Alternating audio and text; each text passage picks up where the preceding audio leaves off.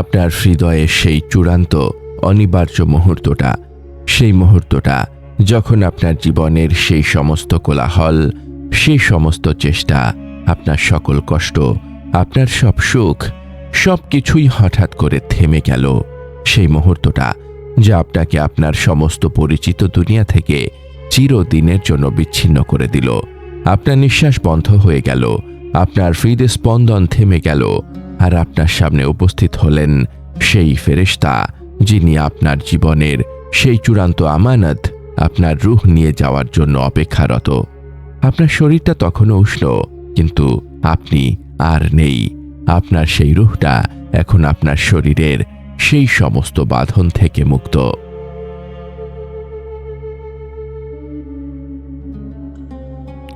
এই যে আপনার সেই মৃত্যুর পর প্রথম 1 ঘন্টা, এই সময়টা হলো আপনার সেই অনন্তকালের জীবনের প্রথম ধাপ। আপনার সেই রুহটা সেই 1 ঘন্টায় কোথায় যায়, আপনার রবের সেই সিদ্ধান্ত কি বা হয়, যা আপনার সেই রুহকে জান্নাতের দিকে নিয়ে যাবে নাকি জাহান্নামের দিকে? সেই মুহূর্তটা কি আপনার জন্য ভয়ঙ্কর হবে, নাকি আপনার জীবনের সেই চূড়ান্ত শান্তি? আপনি কি আপনার সেই জীবনের সবচেয়ে বড় পরীক্ষার জন্য প্রস্তুত?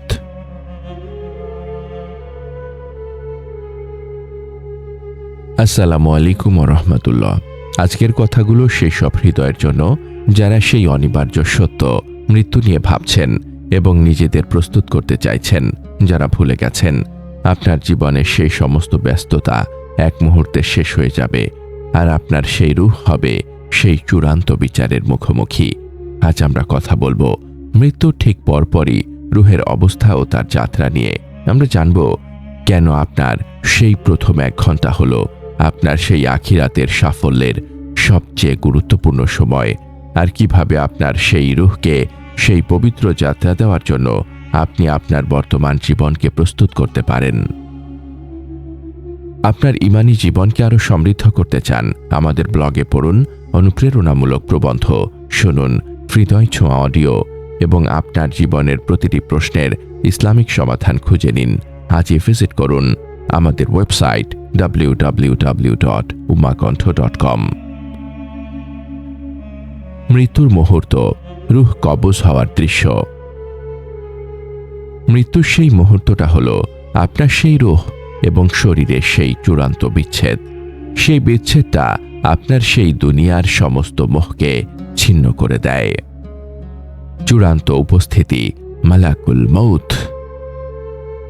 আপনার সেই জীবনের শেষ মুহূর্তে আপনার সামনে উপস্থিত হন সেই মালাকুল মউত।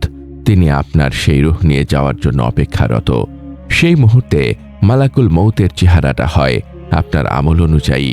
সৎ বান্দার জন্য সেই চেহারাটা হয় সবচেয়ে সুন্দর, আর পাপী বান্দার জন্য চেহারাটা হয় সবচেয়ে ভয়ঙ্কর। সৎ রূহের নিষ্ক্রমণ, আল মুমিন। সৎ বান্দার রূহ বের হওয়ার দৃশ্যটা হয় সবচেয়ে সুন্দর ও সহজ। রাসূল সাল্লাল্লাহু আলাইহি ওয়াসাল্লাম বলেছেন, মুমিন ব্যক্তির রূহ যখন বের হয় তখন তা সেই পানির মতো যা মস্ক থেকে সহজেই বেরিয়ে আসে। সুনানে তিরমিজি 993। সেই মুহূর্তে সেই ফেরেশতারা জান্নাতের সুগন্ধি নিয়ে আপনার সেই রূহকে সেই সুন্দর সুগন্ধি দিয়ে মোড়ানো কাপড়ে গ্রহণ করেন। সেই রূহ সেই ফেরেশতাদের স্বাগত জানাতে প্রস্তুত থাকে। পাপী রূহের নিষ্ক্রমণ, আল কাফির। পাপী বান্দার রূহ বের হওয়ার দৃশ্যটা হয় সবচেয়ে কঠিন ও যন্ত্রণাদায়ক। সেই রূহ সেই শরীরের সাথে এমনভাবে জড়িয়ে থাকে যেন শুকনো ভেজা উলের মধ্য থেকে বের করা হয়। সেই কষ্টটা হলো সেই চূড়ান্ত শাস্তি। সেই রূহকে সেই ভয়ঙ্কর গন্ধযুক্ত কাপড়ে গ্রহণ করা হয়। সেই রূহ তার সেই পাপের জন্য লজ্জিত ও ভীত থাকে। মৃত্যুর পর প্রথম 1 ঘন্টা, রূহের যাত্রা। মৃত্যুর পর প্রথম 1 ঘন্টা হলো আপনার সেই রূহের সেই চূড়ান্ত যাত্রা, যা তাকে সেই ইল্লিয়িন জান্নাতের চূড়ান্ত স্থান অথবা সিজ্জিন জাহান্নামের চূড়ান্ত স্থানের দিকে নিয়ে যায়। রূহের উত্তোলন ও আসমান। আপনার সেই রূহকে নিয়ে ফেরেশতারা আকাশের দিকে উঠতে থাকেন। সেই রূহ যখন প্রথম আসমানের দিকে যায় তখন সেই রূহের সেই আমল অনুযায়ী তাকে সম্মান করা হয়। সৎ রূহ, সেই রূহকে সেই সুন্দর সুগন্ধি দিয়ে সেই সপ্তম আসমানের সেই ইল্লিনে নিয়ে যাওয়া হয়। সেই রূহকে বলা হয় আল্লাহর সেই নিয়ামত ও দয়া উপভোগ করো। সেই রূহকে সেই আরশের কাছে নেওয়া হয়। পাপী রূহ, সেই রূহকে নিয়ে যখন প্রথম আসমানের দিকে যাওয়া হয় তখন সেই দরজা বন্ধ করে দেওয়া হয়। সেই রূহকে সেই চূড়ান্ত অপমান করা হয়। সেই রূহকে সেই সিজ্জিনে মাটির নিচের অন্ধকার স্থানে নিক্ষেপ করা হয়। রূহের প্রত্যাবর্তন, আপনার সেই রূহকে সেই কবরের দিকে ফিরিয়ে আনা হয়। সেই মুহূর্তটা হলো আপনার সেই রূহের সেই চূড়ান্ত পরীক্ষা। আপনার সেই রূহ আপনার সেই সমস্ত আত্মীয় স্বজন, আপনার সেই সমস্ত বন্ধুকে দেখতে পায় যারা আপনার জন্য কাঁদছে। আপনার সেই রূহ সেই কবরের কাছে ফিরে আসে। মানুষের কান্না, আপনার সেই রূহ আপনার সেই মানুষের সেই কান্নাগুলো শুনতে পায়। সেই রূহ বলে, আমার জন্য কেঁদো না, আমার জীবনের সেই আমলগুলো নিয়ে চিন্তা করো। কিন্তু মানুষ সেই ডাক শুনতে পায় না। কবরের প্রথম পরীক্ষা, রূহের জবাব ও কবরের জীবন। আপনার সেই রূহটা আপনার সেই কবরের কঠিন প্রশ্নের উত্তর দেওয়ার জন্য প্রস্তুত হয়। আপনার সেই শরীরটা হয়তো কবরে শুয়ে আছে, কিন্তু আপনার রূহ সেই চূড়ান্ত পরীক্ষার সম্মুখীন হয়। মুনকার ও নাকির, আপনার সেই রূহকে সেই কবরে মুনকার ও নাকির নামক দুই ফেরেশতা প্রশ্ন করেন।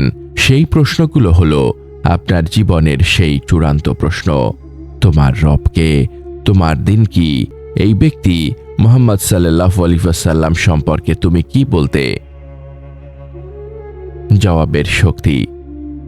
সৎ বান্দা, সৎ বান্দা সেই প্রশ্নের সেই সঠিক উত্তর দেয়, আমার রব আল্লাহ, আমার দিন ইসলাম, আর এই ব্যক্তি আল্লাহর রসুল। সেই জবাবের শক্তি আসে তার সেই দুনিয়ার আমল থেকে। সেই কবরটা তার জন্য জান্নাতের সেই বাগানে পরিণত হয়। পাপী বান্দা, পাপী বান্দা সেই প্রশ্নের উত্তর দিতে পারে না। সে শুধু বলে, আমি জানি না। সেই কবরটা তার জন্য জাহান্নামের এক গর্তে পরিণত হয়। কবরের জীবন, আলম আল বারজাক, আপনার সেই রূহ সেই কবরের জীবনে প্রবেশ করে। সেই জীবনটা হলো আপনার সেই অনন্তকালের জীবনের সেই অপেক্ষা। সেই কবরের জীবন হয়তো আপনার জন্য চরম শাস্তি, অথবা আপনার জন্য জান্নাতের সেই শান্তি। জীবনের প্রস্তুতি, সেই প্রথম ঘন্টার জন্য আমল। আপনার সেই জীবনের সেই প্রথম 1 ঘন্টার জন্য আপনাকে সেই প্রস্তুতি নিতে হবে যা আপনাকে চূড়ান্ত সফলতা এনে দেবে। তওবাতুন নসুহ, খাঁটি তওবা। আপনি আপনার সেই পাপ থেকে সেই খাঁটি তওবা করুন। সেই তওবা আপনার সেই রূহকে সেই পবিত্রতা দেবে। আপনার সেই পাপের বোঝা দূর করুন। সালাত, চূড়ান্ত আমানত। আপনার সেই সালাতকে আপনার জীবনের সেই সবচেয়ে প্রিয় আমল বানান।